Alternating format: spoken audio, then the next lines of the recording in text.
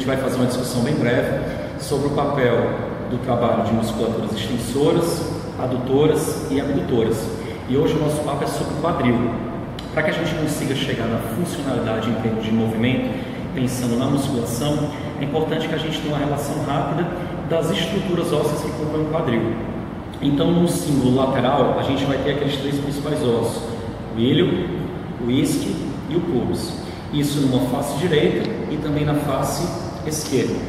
Então, a junção dessas estruturas ósseas, nós vamos ter a sínfise púbica, que é um local onde você vai ter uma cartilagem muito resistente, e mais posteriormente nós já teremos uma outra articulação, onde você vai ter a junção do que nós chamamos de sacro, emergindo lá no ramo mais inferior da coluna lombar, com uma outra estrutura óssea, formando o que nós chamamos de sacro ilíaco.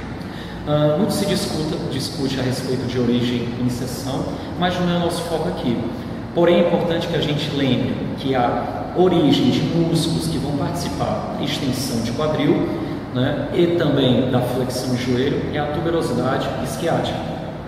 Lá nós teremos os isquiotibiais, tá bom?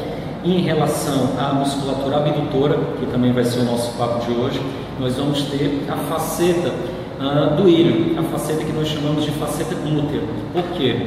Porque lá vai ser o papel de origem de musculaturas extensoras do glúteo, que no caso principal vai ser o nosso glúteo máximo.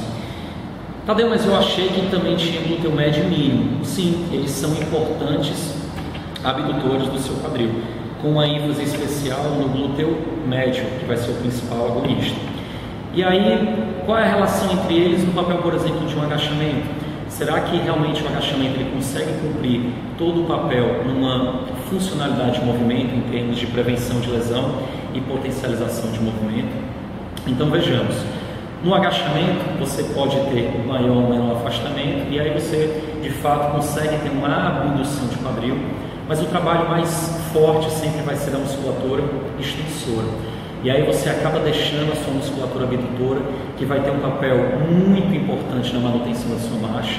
Tanto é que uma das patologias, uma ausência, um enfraquecimento do trabalho dos abdutores, é o sinal de Trendelenburg, que vai representar uma queda contralateral do quadril para tentar compensar um enfraquecimento de abdutores.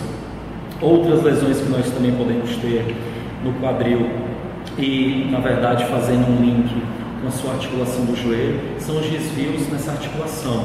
A gente tem, por exemplo, o geno valgo e o geno vago.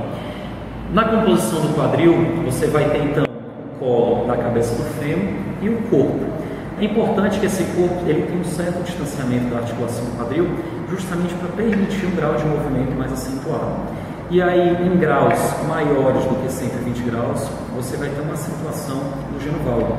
Esse geno valgo vai ser um quadro ruim para o seu quadril, porque ele vai acentuar a fraqueza dos abdutores, além de potencializar, por exemplo, um tipo de pisada que não vai ser a mais correta para o seu dia a dia. O contrário também é verdadeiro. No ângulo, por exemplo, abaixo de 120 graus, você vai ter o geno vago, que ao contrário do geno valgo, ele acaba potencializando um pouco o trabalho dos abdutores. Inclusive há pesquisas com alguns atletas de elite, de ponta, em que a maioria deles são geno vago, mas isso é um papo mais posterior. Esses seriam então os desvios no plano frontal. Se a gente for pensar no quadril em desvios no plano sagital, a gente teria a anteversão e a retroversão. A anteversão ela vai também trazer prejuízos para o seu aparelho locomotor. A anteversão ela vai acentuar a curvatura da lordose lombar, então ela pode lhe causar uma hiperlordose lombar. Numa relação entre fêmur e tíbia, né, esquece um pouco o que tem ali no meio, o platô tibial, os côndilos, pensa só nessas duas estruturas. Você vai ter uma acentuação da rotação medial do fêmur. Isso vai fazer com que você tenha uma grande chance de ter uma pisada pronada. Lá na articulação talocalcânea. Isso pode te trazer prejuízos como lesões de entosses, lesões mesmo ligamentares ou mesmo fraturas. Então, pessoal, sendo bem objetivo, O agachamento é um exercício bacana? Sem dúvida. Ele vai te trazer potencialidade de movimento, seja no esporte, seja funcionalidade para o idoso que vai levantar da cama, que vai realizar as tarefas do dia a dia, com certeza. Mas não esqueça de trabalho de musculaturas tão importante quanto os abdutores. Inclusive, você vai ter uma potencialização do trabalho dos abdutores quando você tem flexão de quadril. Então, será que aquela cadeia abdutora, ou então aquele glúteo no solo, em abdução, ele não vai ser importante? Vai. Certamente ele não vai te dar o grau de hipertrofia que porventura você almeja. Mas se você pensar em funcionalidade de movimento, se você pensar em prevenção de lesões, com certeza esses movimentos vão lhe ajudar no dia a dia. Apenas seja inteligente na manutenção de volume e intensidade. Ora, dê prioridade a um, ora dê prioridade a outro, porque se você trabalhar dessa forma, certamente você obterá sucesso. Até a próxima, a gente vai continuar com uma série de vídeos pensando na cinesiologia no dia a dia. Comentem, dê sugestões.